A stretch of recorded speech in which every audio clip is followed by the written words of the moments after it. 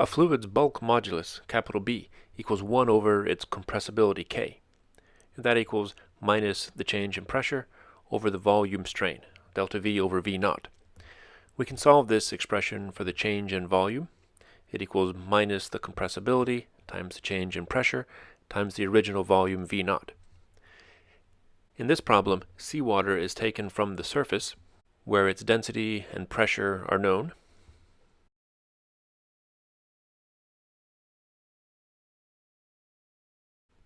to the bottom of the Marianas Trench, where we're asked to find the seawater's density given a pressure at this deep place of 1.16 times 10 to the 8th pascals. The change in pressure as seawater goes from the surface to the deep is the final minus the original pressure, and to 3 sig figs, this just equals the pressure at the deep. We'll find the seawater's density at the deep by taking a parcel of seawater from the surface with a mass of m and moving it down to the bottom so that its volume decreases from an initial value of V naught to a final value of V naught plus delta V. The mass of the seawater doesn't change, so the mass of the seawater at the surface, density times initial volume, equals the mass of the seawater at depth, density at depth times the new volume, V naught plus delta V.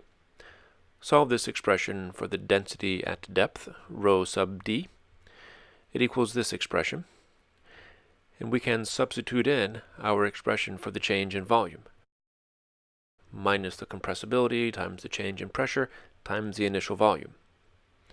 Cancel all of the initial volumes, V naught,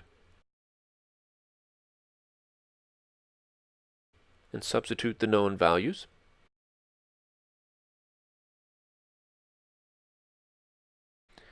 To find that the density at depth is 1.09 times 10 to the 3rd kilograms per cubic meter, only about 6% larger than it was at the surface.